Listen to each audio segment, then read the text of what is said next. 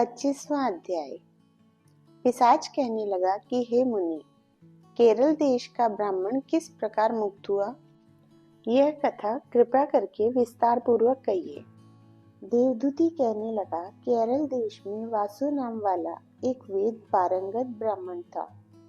उसके बंधुओं ने उसकी भूमि छीन ली, जिससे वह निर्धन और दुखी होकर अपनी जन्मभूमि त्याग कर देश देश में घूमता किसी व्याधिग्रस्त होकर मृत्यु को प्राप्त हो गया। उसका कोई बांधव न होने के कारण उसकी आर्धव वैदिक क्रिया नहीं हुई और न ही उसकी दाह क्रिया हुई। इस प्रकार क्रिया के लोप होने से निर्जन वन में प्रेत होकर चिरकाल तक फिरता रहा। शीत ताप भूख प्यास के दुख से हाहाकार करता हुआ वह नंगे शरीर रोता फिरता था, परंतु उसको कहीं सद्गति नहीं दिखाई देती थी। सर्वथा दान न देने से वह अपने कर्म फल को भोगता था।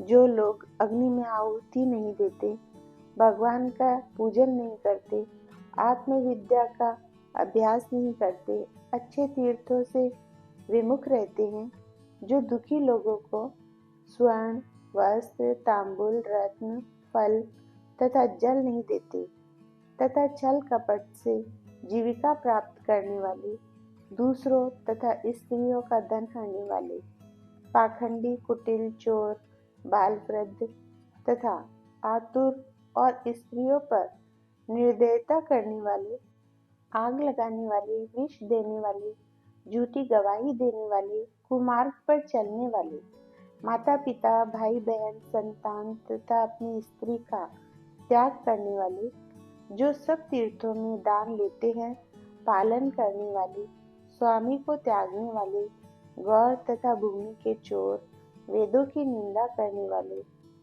वृथा द्रोह करने वाले, प्राणियों की हिंसा करने वाले, देवता गुरु की निंदा करने वाले, यह सभी बारंबार प्रेत पिशाच राक्षस तथा बुरी योनियों में जन्म लेते हैं। अतएव बुरे कर्मों से बचकर धर्म के कार्य तथा यज्ञ दान और तप आदि करनी चाहिए, क्योंकि कर्म फल अवश्य में मिलता है। इस प्रकार प्रेत की गति देखकर पाप कर्म कदापि नहीं करनी चाहिए। ब्राह्मण कहने लगा कि इस प्रकार उस केरल ब्राह्मण ने उस पर्वत पर अधिक समय व्यतीत करके एक मार्ग में एक पथिक को देखा, जो 2 गगरियों में त्रिवेणी का जल लिए हुए था। आनंद पूर्वक भगवान के चरित्र का गान कर रहा था। प्रेत ने उसका मार्ग रोककर कहा कि तुम डरो मत, इस गगरी का जल मुझको पिलाओ, नहीं तो मैं तुम्हारे प्राण ले लूंगा। देवदूती कहने लगा कि उसको देखकर पथिक कहने लगा कि दुखी दुर्बल नंगे मुरझाए हुए तुम कौन हो, पैरों से पृथ्वी को स्पर्श न करके चलते हो, तुम्हारा उदर मांस रहित है।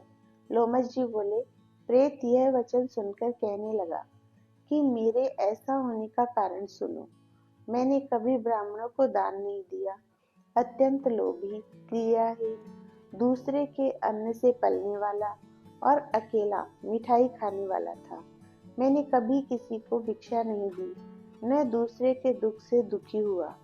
प्यासे प्राणियों को मैंने कभी जल नहीं पिलाया।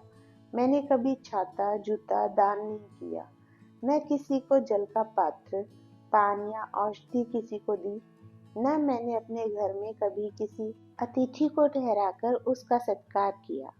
अंधे वृद्ध अनाथ और दीनों को मैंने कभी अन्न से संतुष्ट नहीं किया और न किसी रोगी को मुक्त किया, न कभी ब्राह्मणों को दान दिया, न कभी अग्नि में हवन किया। वैशाख आदि मास में किसी को ठंडा जल नहीं पिलाया, ना ही मैंने बड़ या पीपल का कोई वृक्ष लगाया, न किसी प्राणी को बंधन से छुड़ाया, कभी कोई व्रत करके शरीर को नहीं सुखाया।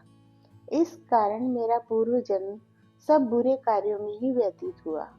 मेरे पूर्व जन्म के कर्मों से ही मेरी यह गति हुई है। इस वन में व्याघ्र भेड़िए से बचा हुआ मांस तथा जंतुओं के खाने से गिरे हुए फल, वृक्षों पर लगे हुए सुंदर फल तथा झरने का सुंदर जल सभी मिलते हैं, परंतु देव इच्छा से मैं कुछ नहीं खा सकता। सर्प की तरह केवल पवन भक्षण करके जीवन व्यतीत करता हूँ। बल बुद्धि मंत्र पुरुषार्थ से लाभ हानि, सुख दुख, विवाह मृत्यु, जीवन भोग, रोग तथा वियोग में केवल भाग्य ही कारण होता है। कुरूप मूर्ख, कुकर्मी निंदित तथा पराक्रम से हीन मनुष्य भी भाग्य से ही राज्य भोगते हैं। काने लूले लंगड़े, नीतिहीन, निर्गुण, नपुंसक भाग्य से राज्य प्राप्त करते हैं। पर्वत पर भी बलवान राक्षस पिशाच रहते हैं, जिनमें से कभी कभी कोई कोई कहीं कहीं वन में फिरते हुए अपने कर्म के अनुसार अन्न जल प्राप्त करते हैं, परंतु आपको उनका भय नहीं होना चाहिए, क्योंकि धर्मात्मा पुरुषों की उनकी पवित्रता ही रक्षा करती है। ग्रह नक्षत्र देवता सर्वथा धर्मात्माओं की रक्षा करते हैं। यह पिशाच आप जैसे भक्त की तरफ आंख उठाकर भी नहीं देख सकते। जो नारायण की भगवान की भक्ति से पवित्र रहता है, उसको प्रेत पिशाच पूतना कोई बाधा नहीं दे सकते। भूत बेताल पिशाच गंधर्व काकिन शाकिनी ग्रह रेवती यज्ञ मातृ ग्रह भयंकर ग्रह कृत्या सर्प कुष्मांड तथा दूसरे दुष्ट जंतु पवित्र वैष्णव की तरफ देख भी नहीं सकते। जिसकी जिह्वा पर गोविंद का नाम, हृदय में वेद तथा श्रुति विद्यमान है, जो पवित्र और दानी है, ऐसे आपको कभी भय नहीं हो सकता।